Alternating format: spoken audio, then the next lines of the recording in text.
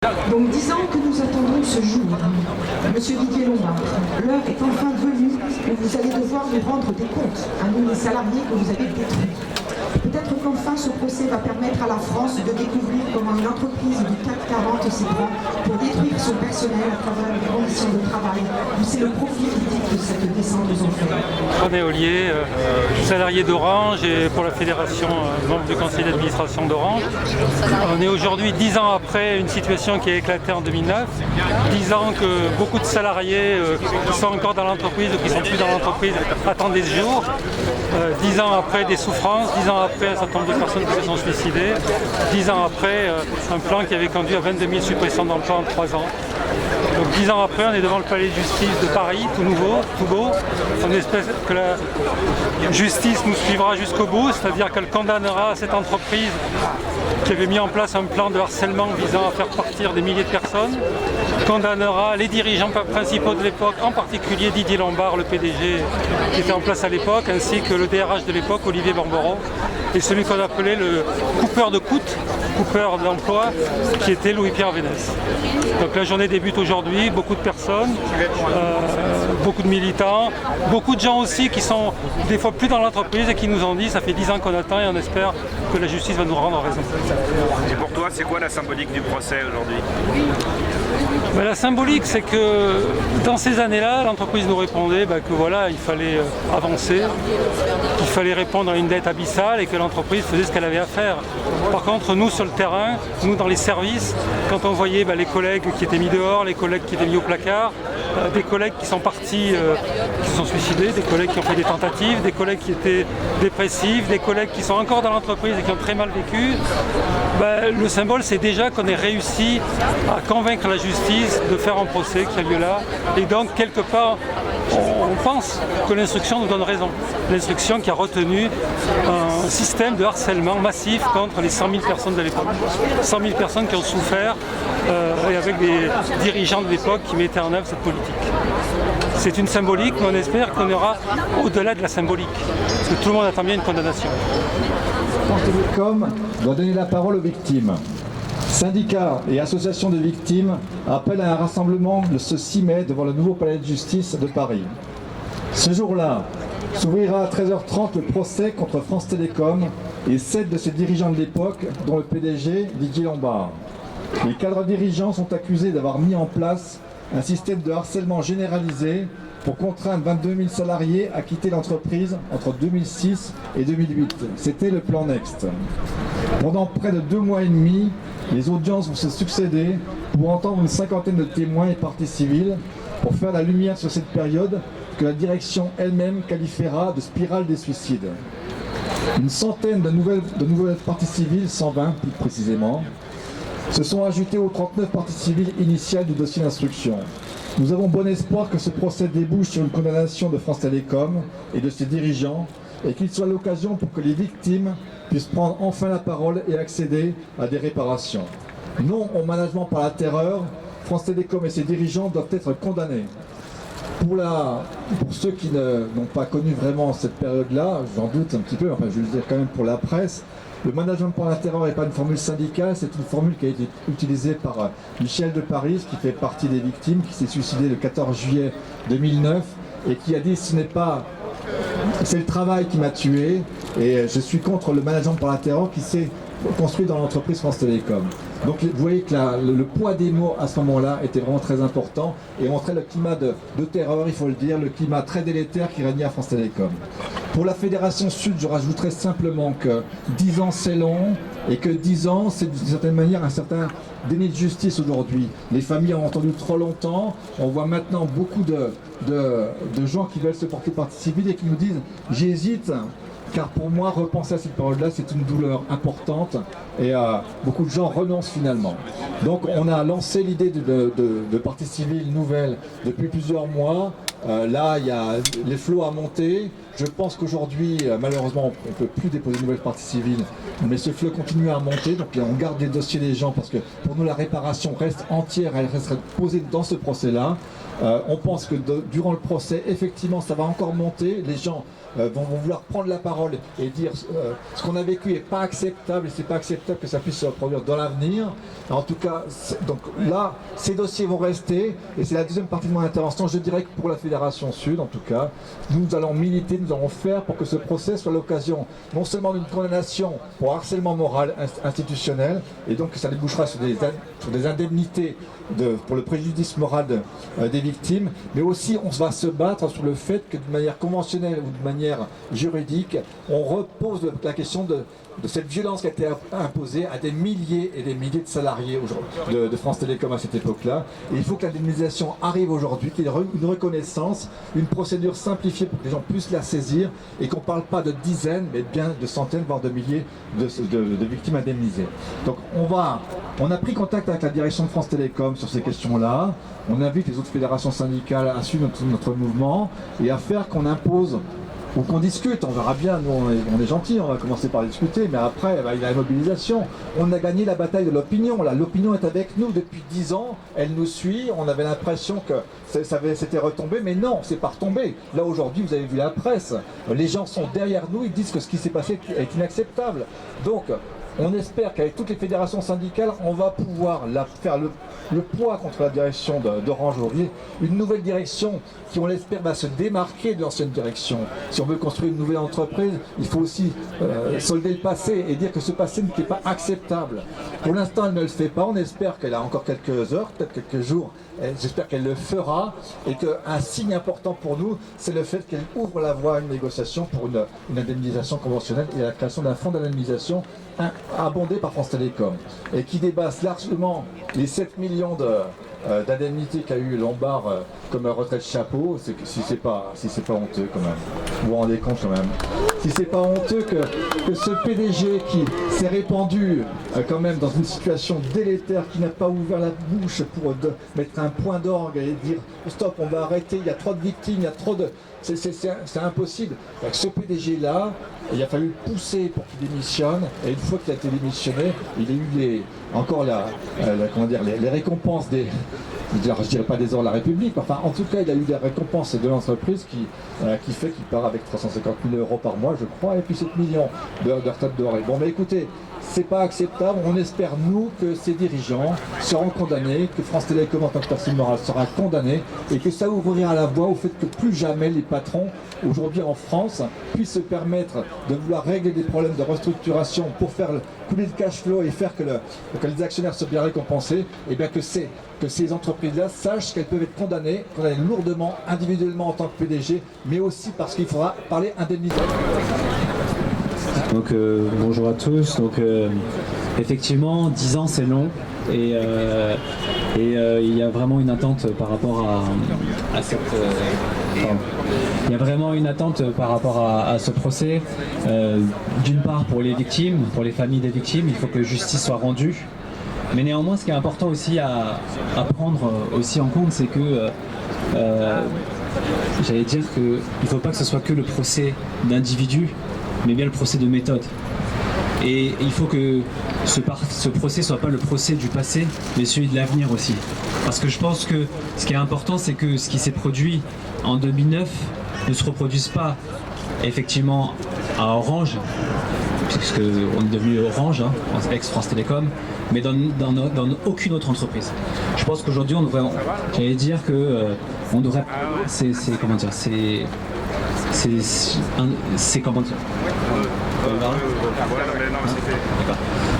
C'est se dire que d'être là aujourd'hui, je pense que c'est assez lourd, assez pesant, et on devrait jamais être. Il faut faire en sorte que ça se reproduise pas et que ces méthodes qui ont été mises en place, qui ne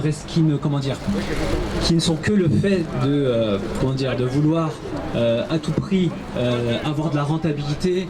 On a sacrifié des salariés pour la rentabilité financière, et ça c'est vraiment inadmissible, et je pense qu'il faut que ce procès serve d'exemple déjà de ce point de vue là. Ce qui est aussi important, et à mon avis je pense qu'il faut aussi qu'on insiste là-dessus, c'est le grand absent quand même du banc des accusés, c'est quand même l'État en tant que premier actionnaire. On ne peut pas être premier actionnaire d'une entreprise et ne pas être au courant de ce qui se passe dans une entreprise. c'est facile de prendre les dividendes, c'est facile d'avoir une entreprise qui sert de cash pour l'État, mais ça doit pas, comment dire, de mettre des œillères et occulter ce qui s'est passé. L'État ne pouvait pas être au courant de ce qui s'est passé. Et donc ça c'est aussi inadmissible. Et donc c'est pour ça que je disais la responsabilité des actionnaires principaux, elle est engagée dans cette situation-là et on ne les retrouve pas au tribunal. On retrouve les dirigeants mais on ne retrouve pas les actionnaires principaux. Et pourtant c'est eux qu'on en profité. Tous ces gens qui ont été dans la souffrance, tous ces emplois qui ont été supprimés, ce sont les actionnaires qu'on en fait l'unique profit. L'unique bénéfice, voilà. Ce qui est important aussi à noter, et on insistera beaucoup là-dessus, c'est que si on prend les chiffres de 2015, entre 2014 et 2015, il y a eu une vingtaine de suicides à Orange. Donc ça veut dire que ça a perduré, ça perdure. Donc il y a une souffrance au travail. Et ça, il faut qu'on le retienne. Et c'est pour ça que ce procès est important, même si il ne faut pas comparer les périodes. On est encore dans une période où il y a de la souffrance. Tous les indicateurs, la médecine du travail en 2017 a fait une alerte à Orange pour dire stop, arrêtons les restructurations, arrêtons les réorganisations, arrêtons les surcharges de travail. On a des salariés qui sont en souffrance. Pourquoi ? Parce que c'est encore des suppressions d'emplois. Donc les mêmes mots ont les mêmes effets. Et ça c'est important. Et donc il faut que ce procès serve à apporter, à rendre justice à celles et ceux qui ont souffert. Celles et ceux qui sont morts aussi, parce qu'il y a aussi celles et ceux qui sont morts, c'est la partie visible on va dire, mais il y a aussi la partie invisible de ceux qui ont souffert physiquement, moralement, et ça c'est très très important. Et il faut que ça serve aussi pour pas que ça se reproduise dans d'autres entreprises. Donc voilà, c'est ça le plus important. Donc, il faut que justice soit rendue, et voilà, je vais arrêter là parce que ça m'emmerde. Merci. J'ai vu la CFTC.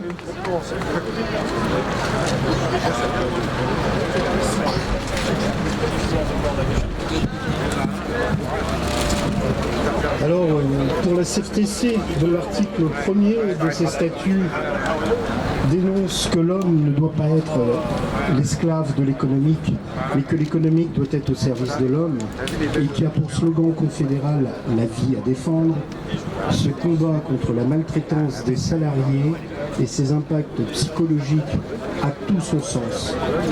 Oui, notre colère est intacte. Des alertes fortes ont été données aux dirigeants de cette entreprise. Le déni et l'absence de prise en compte sérieuse de ces alertes ont abouti à des morts de trop. Dans une économie mondialisée, qu'avons-nous mis en place pour protéger nos salariés, les salariés ? Pour aider nos entreprises à faire face à cette guerre économique, pour répondre au dumping social. Pour les salariés, la seule réponse a été la mise sous pression. Et pour certains, cela a conduit à des dépressions et parfois au geste ultime de la mort.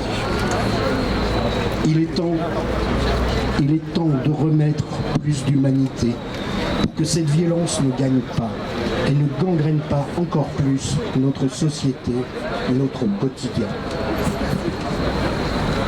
Nous avons besoin d'une mobilisation générale de la société pour mettre un terme à ce virus de la maltraitance au travail.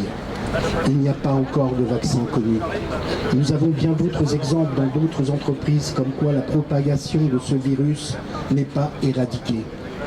Pour trouver ce vaccin, il faut une réponse sociétale qui met à contribution toutes les composantes de la nation. Cela passe aussi par ce tribunal. La prise en compte des victimes, leur indemnisation, des préjudices subis et la condamnation de ceux qui ont propagé ce virus. Faire la démonstration publique de cause à effet pour ceux qui ont laissé leur vie, pour que ceux qui ont laissé leur vie ne soient pas morts pour rien. Nous n'avons pas oublié, ne les oublions pas. Face à ce fléau, une certaine difficulté à comprendre pourquoi des événements aussi graves et dramatiques. N'y a-t-il pas une réflexion à avoir et selon la formule consacrée, faire une sorte faire en sorte d'avoir une réponse immédiate et proportionnée, comme c'est le cas dans les flagrants délits. Mais peut-être sommes-nous en flagrant délire. On est en droit de se poser la question sur une responsabilité sociétale. Mais il faut aussi se projeter vers l'avenir et se poser les bonnes questions. Quelle société voulons-nous construire pour nos enfants, nos familles ? Ce procès peut être aussi une formidable occasion pour reconstruire un monde plus juste. Il appartient à chacun d'entre nous d'y prendre part. Notre syndicaliste CFTC a toujours prôné le dialogue social pour la construction d'un monde plus juste et pacifique dans un cadre républicain et laïque. Dans cette période si particulière que nous traversons, nous invitons toutes les forces vives de ce pays à contribuer à cette aspiration du mieux vivre ensemble. Ce procès peut devenir la base fondatrice de ce nouveau monde. Merci. Michel, je donne la parole à Michel Lallier de l'association de victimes ASD Pro. Oui, comme ça vient juste d'être dit, ce procès, c'est déjà une victoire. Une victoire contre le déni, une victoire pour les victimes qui ont souffert, qui continuent aujourd'hui à souffrir de ce management délétère. Même si notre association regrette que dans les qualifications retenues n'intervienne pas l'homicide involontaire, qui au regard du préjudice subi par les victimes et au regard aussi de la faiblesse des peines encourues par le harcèlement moral, aurait mérité d'être retenu pour ce qui nous concerne.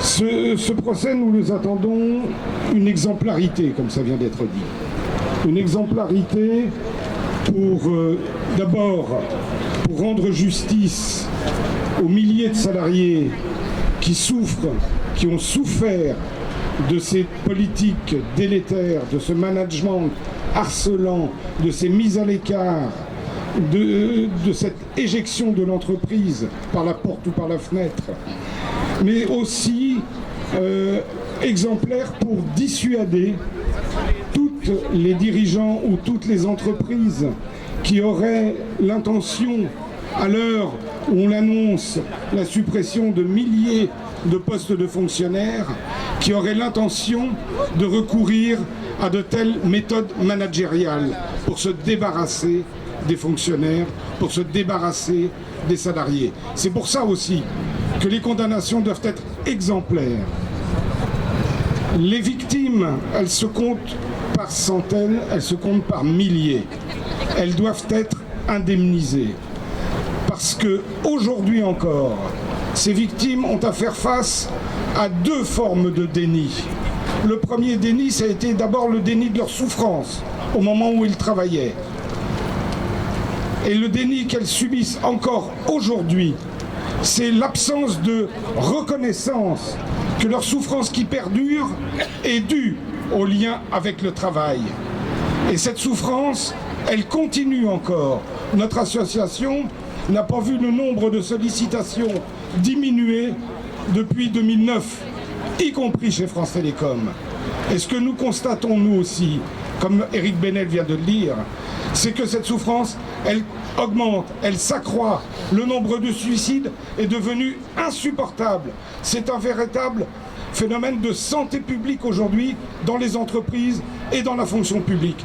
Alors oui, il faut que les condamnations soient exemplaires, non seulement pour les victimes, pour rendre justice aux victimes, pour rendre justice aux salariés, mais aussi pour empêcher tout ça, pour empêcher cette augmentation actuelle de la souffrance psychique et des suicides dans toutes les entreprises. Il faut que ce soit exemplaire pour dissuader tous les employeurs, et notamment ceux de la fonction publique.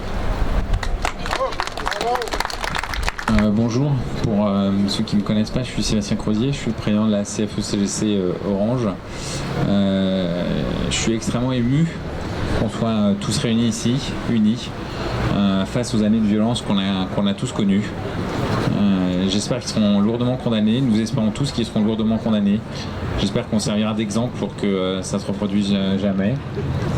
J'ai pas grand chose d'autre à vous dire, je vous avoue que c'est assez difficile pour beaucoup de gens aujourd'hui.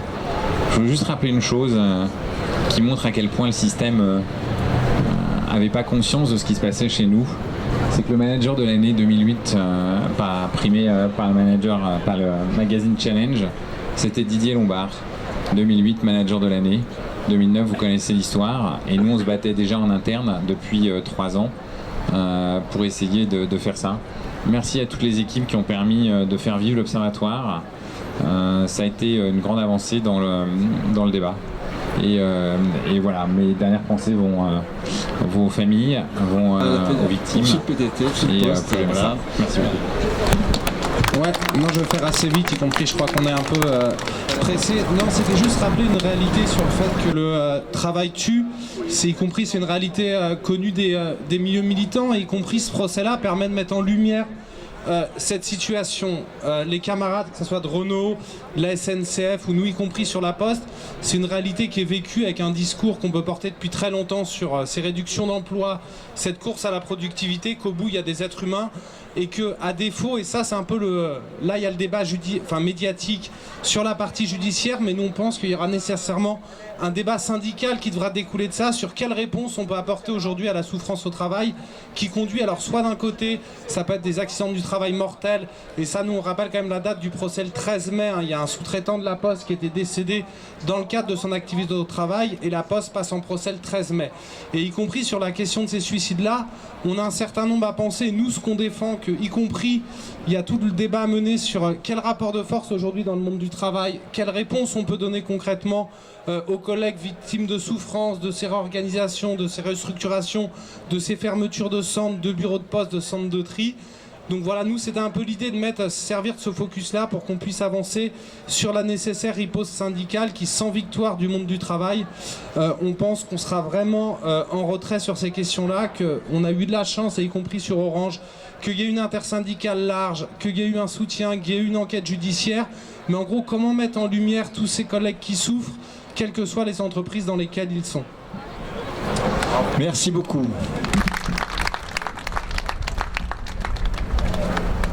Merci Jessie.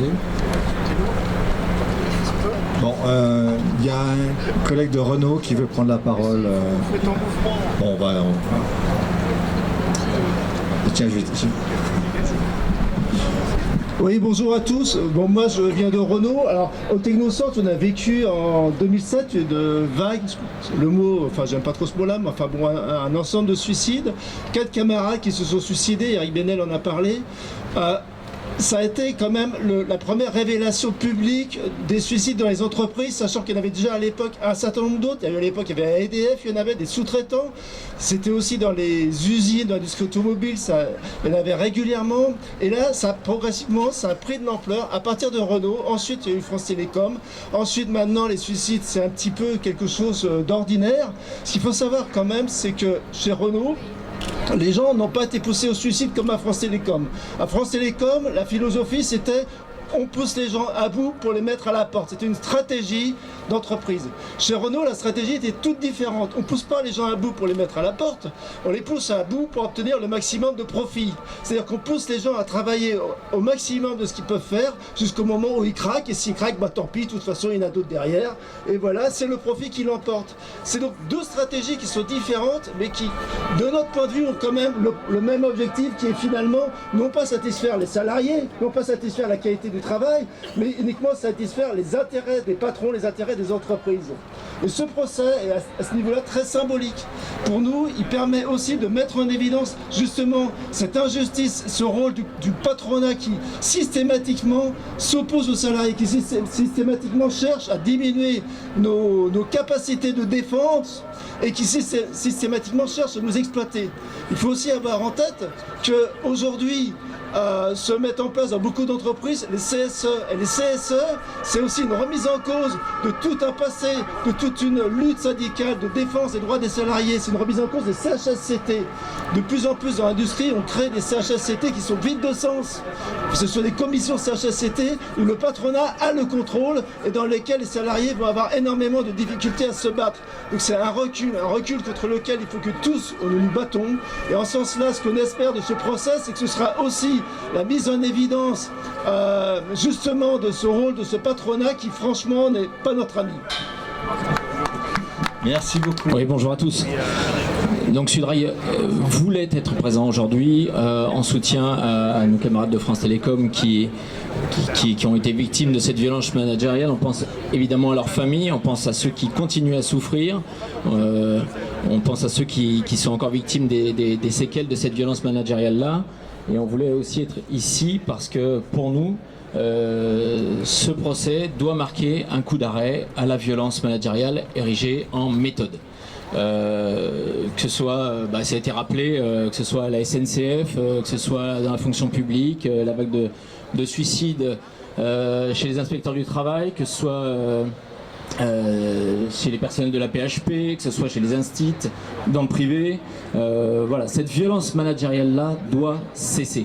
Nous, on voudrait juste rappeler qu'à la SNCF, il y a une vraie omerta sur le sujet. On va à la pêche aux infos et on avait des remontées des infos grâce au CHSCT. Les CHSCT ont disparu. L'entreprise, la direction ne communique absolument pas ou alors dit oui, elle est dans le déni. Elle dit oui, il y avait des problèmes personnels, il y avait pas que ça, c'est pas en lien avec le travail. Nous, on répète à chaque fois que ne serait-ce que si le travail est ne serait-ce qu'un seul de ces facteurs, ça nous est insupportable. Le travail ne doit pas agir comme un facteur aggravant d'autres problèmes. Donc cette violence managériale-là, elle doit cesser. Donc on doit juste rappeler que quand Pépi arrive en 2008, la première chose qu'il fait, c'est convoquer une grand-messe de ses cadres au parc des expositions de Versailles. Et il invite Didier Lombard comme manager et il érige Didier Lombard et ses méthodes et les méthodes qui sont en cours en 2008 à France Télécom comme un modèle à suivre. Des années après, nous, en 2018, on répertorie 57 suicides, 57, et 2019, on est sur la même trajectoire. Et notre entreprise ne fait rien. Nous, on pense comme il y a un procès Lombard aujourd'hui, il y aura un procès Pépi un jour. Et donc, ce procès et les condamnations à venir, on l'espère, doivent marquer un coup d'arrêt à ces violences. Merci. L'UD Paris, excuse-moi, qui voulait prendre la parole, donc je donne la parole à l'UD CGT Paris. Merci Patrick. Oui, donc moi je travaille chez France Télécom Orange et je suis actuellement le secrétaire général de l'UD-CGT de Paris. Je voudrais dire que 10 ans après, voilà, ma colère est intacte. Heureusement que ce procès intervient. Il a valeur d'exemple pour ce qui s'est passé à France Télécom Orange, mais il a valeur d'exemple également pour ce qui se passe dans tant d'entreprises, d'établissements publics et d'administrations aujourd'hui en France. Car il faut toujours remonter à la cause, à l'origine, et il est vrai que les mêmes causes produisent les mêmes effets. Partout, le management néolibéral conduit à casser les collectifs de travail, à isoler les travailleurs et les travailleuses, à les déstabiliser et à créer du surmenage chez un certain nombre de salariés, tandis que d'autres finissent au placard. Voilà, il y a eu de très nombreuses maladies professionnelles à France Télécom, de nombreux accidents du travail, des suicides, hélas. Et tout cela arrive également dans d'autres professions, et notamment les secteurs qui ont été privatisés ou qui sont en voie de privatisation. Car je n'oublierai jamais les faits générateurs de ce qui s'est passé dans les télécoms en France. Les lois Fillon qui datent, vous vous en souvenez certainement, en 1996 et qui ont été mises en œuvre par la gauche plurielle en 1997. Peu de temps après, France Télécom achetait l'opérateur anglais Orange et devenait l'entreprise la plus endettée au monde, 60 milliards de dettes. Et c'est à ce moment-là que, non pas Lombard, mais un de ses prédécesseurs, M. Thierry Breton, a commencé le premier plan d'ajustement structurel à France Télécom et a commencé effectivement à nous faire souffrir et à faire partir des milliers et des milliers de salariés chaque année. Et donc, Ensuite, il y a eu, donc c'était le plan TOP avec Thierry Breton, et quelques années après, il y avait effectivement, avec Didier Lombard et son équipe, avec son équipe de Cost Killer, les plans Next et Act. Et là, ça a été un véritable massacre. Il y avait des primes promises aux cadres dirigeants en fonction du nombre d'emplois qu'ils allaient faire disparaître. Et donc, quand on voit un petit peu ce qui est prévu aujourd'hui dans la transformation de la fonction publique, ce projet de loi, on voit que ce sont les mêmes recettes et que là aussi, les mêmes causes vont provoquer les mêmes effets. Il ne faut pas laisser faire cette logique-là. C'est une logique qui détruit les hommes, qui détruit les femmes au travail, qui détruit le travail et qui détruit le service public.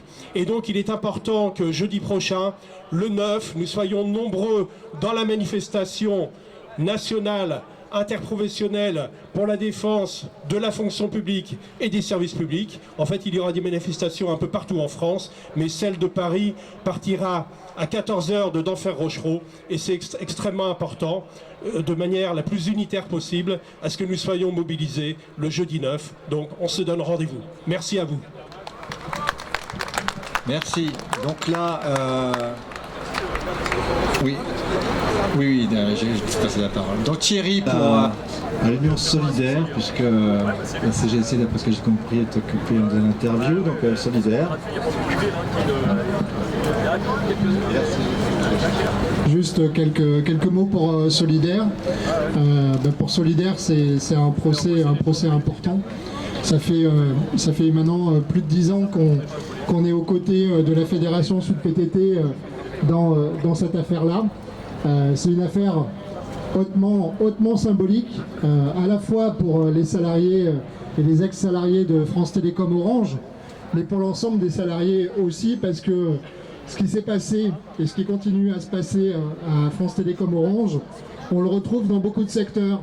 Je sais que tout à l'heure les camarades de Sudrail ou de Sud Renault, Sud Industrie prendront la parole. On se souvient de ce qui s'était passé au technocentre de Guyancourt, avec des salariés qui s'étaient suicidés en se jetant à l'intérieur du technocentre.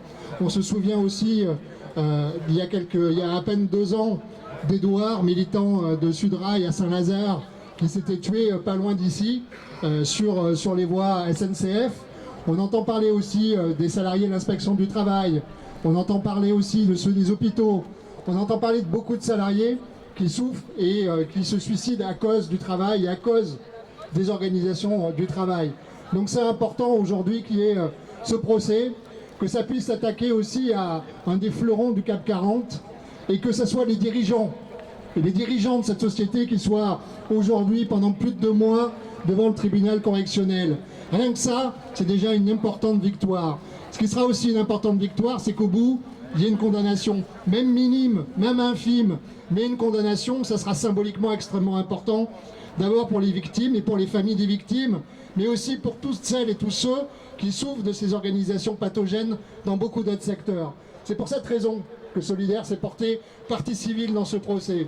Et pour nous, ça va être un enjeu important de pouvoir le suivre au quotidien. On a mis en place un petit site sur notre site sur les conditions de travail, la petite boîte à outils, où plein de gens ont accepté de rendre compte au jour le jour du procès. Aujourd'hui, il y aura une dessinatrice, Claire Robert, et Thomas Coutreau, que tout le monde connaît. Demain, ça sera Xavier Mathieu qui rendra compte du procès. Jeudi, ça sera un écrivain de science-fiction, Alain Damasio.